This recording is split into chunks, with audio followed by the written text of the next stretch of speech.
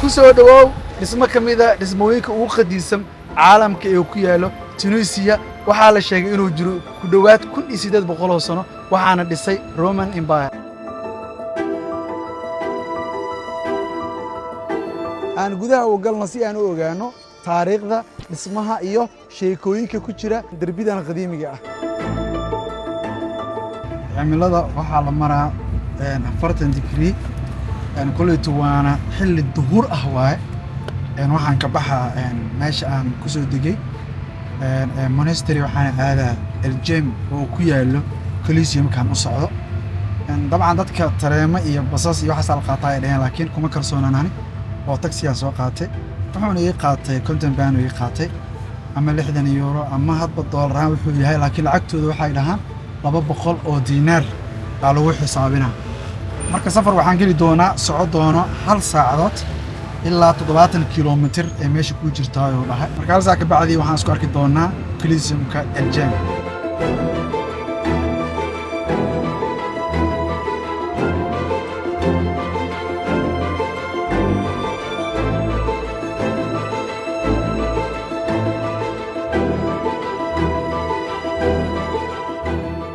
Coliseum-ka markaa soo booqanaysid waa inaan meeshaan imaataa waxaa dhiibaysaa lacag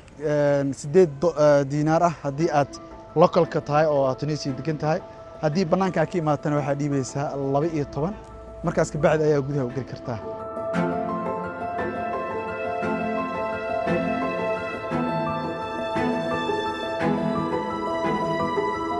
sababta ka dambaysa in ay Romanka ay sameeyaan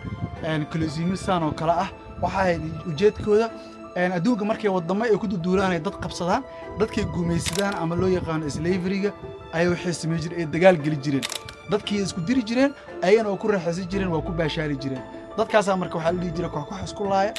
qofkii marar badan badiyo ama 10 qofood 12 qofood in ay ku leeyihiin in ku filan qofka markii uu dilo oo mar oo badiyo oo qof dilo markastoo badiyo cashan dabcan waa inuu qof dilaa qofkaas marka qofka ayaan wax dilo markaas qofku waxa la sii jiray xoriyadiisa la sii jiray sidaas oo xor ku noqon jiray.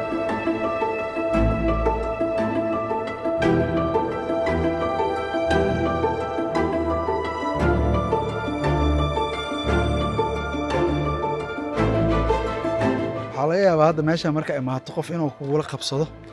oo calshaan cabirkiis kugula qabsado laakiin meeshaan aad u weyn tahay calshaan garoonka wuxuu kaloo caan ku yahay haddaad daawateen filimka The Gladiators Netflix ku jira meelaha website kale ka heli kartiin filimka The Gladiators oo looga sheekeynayay qisooyinkan The Gladiator Allah Gladiators dagaal jira laha filimkaas qaybo kamid ah Tunisia imaadeen garoonkan wali imaadeen ay ku sameeyeen qaybo kamid ah garoonkan calshaan taariikh badan oo xambaarsan ilaa hadda filmaantii adduunka taariikh marka la soo raadinayo meelahan la imaada daddaas meeshay saaran yihiin oo kale waa meelihii ay saarnaayeen maxaa la dhahay dadka Romaniska qaybta ka sii koreysana waa qaybtii mataqaanaa shacabka ay saarnaayeen ta ka sii koreysana dadka la gumaysi jiray oo dagaalka la geli jiray iyo dumarka la fadhiisi jiray.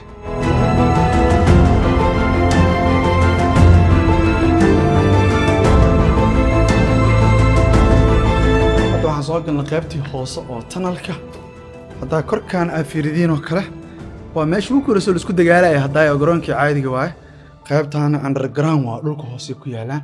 qaybtan waxa loo sameeyay loogu talagalay dadka isdagaalayo aqoon loo sameeyay hadii koox yihiin hadii qof yihiin arshan dressing room kooda ahay marka dressing room ka fiirinayna hadda kan amal qof ayaa mataqaana amaanto dagaalama la siinaa kan hadda sidoo kale mid kale ku yaala intana ay badan yihiin laba ku taalo hore u socono kan hadda mid kale ku yaalo laakiin musqulahooda waa hadaa fiirsid gudaday leeyihiin sug aan fiirinay dabcan inta gudaday leeyihiin musqulo miyaa wax kale miyaa ma ogi qolalka qaar godadkan ay leeyihiin qaarna ma lahan